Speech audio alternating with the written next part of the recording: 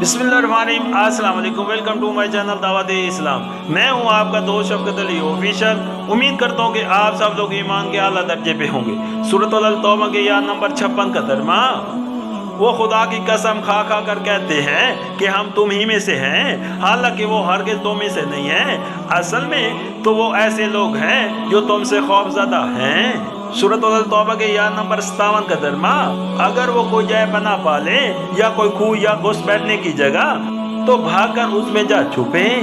सूरत अल तौबा हाशिया number 56। Medina के ये मुनाफिक ज्यादातर बल्कि तमाम तर मालदार और सन रसीदा लोग थे।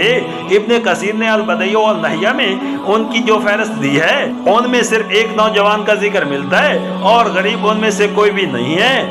ये लोग मदीना में जायदादे और फले हुए कारोबार रखते थे और जान दीदगी ने इनको मसालत परस्त बना दिया था। इस्लाम जब मदीना पहुंचा और आबादी के एक बड़े हिस्से ने पूरे इखलास और जोश ईमानी के साथ उसे कबूल कर लिया तो उन लोगों ने अपने आप को एक अजीब मखमसा में पाया।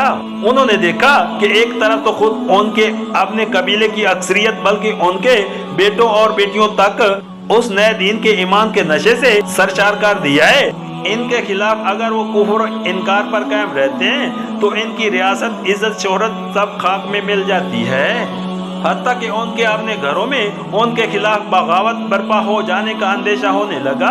दूसरी तरफ उस दीन का साथ देने के मानी ये है कि वो सारे अरब से बल्कि एतराफ़ नवाई की कौमों और सल्तनतों से भी लड़ाई मोल लेने के लिए तैयार हो जाएं। गर्ज नफसानी के बंदगी ने मामले की उस पहलू पर नजर करने की इस्तेदाद तो उनके अंदर बाकी रहने ही नहीं दी थी। हक और सदाकत बजाय खुद भी कोई कीमती चीज है जिसके इश्क में इंसान खतरात मोल ले सकता है और जानो माल की कुर्बानियां गवारा कर सकता है। वो दुनिया के सारे मामलात व मसाइल पर सिर्फ मफाद और मसालती के लिहाज से निगाह डालने के खुरगू हो चुके थे। इसलिए उनको अपने मफाद के तहफ़्फ़ुज़ की बेहतरीन सूरत यही नजर आई कि ईमान का दावा करें ताकि अपनी कौम के दरमियान अपनी ज़ाहिरी इज्जत और अपनी जदादों और अपने कारोबार को बरकरार रख सकें, मगर मुकसलाना ईमान ना इख्तियार करें ताकि उन खतरात और नुकसानात से दो चार ना हो जो इखलास की राह इख्तियार करने से लाजमन पेश आने थे।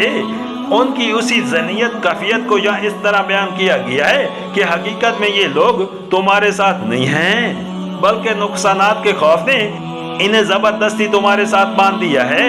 जो चीज इन्हें इस बात पर मजबूर कर दी है कि अपने आप को मुसलमानों में शुमार कराएं वो सिर्फ ये खौफ है कि मदीना में रहते हुए एलानिया गैर मुस्लिम बनकर रहें तो जाए मंजिलत खत्म होती है और बीवी बच्चों तक से तलाकात मुनक़ता हो जाते हैं। मदीना को छोड़ दें तो अपनी जदादों और तजारतों से दस्तबरदार होना पड़ता है और इनके अंदर कुफर के लिए भी इतना इखलास नहीं है।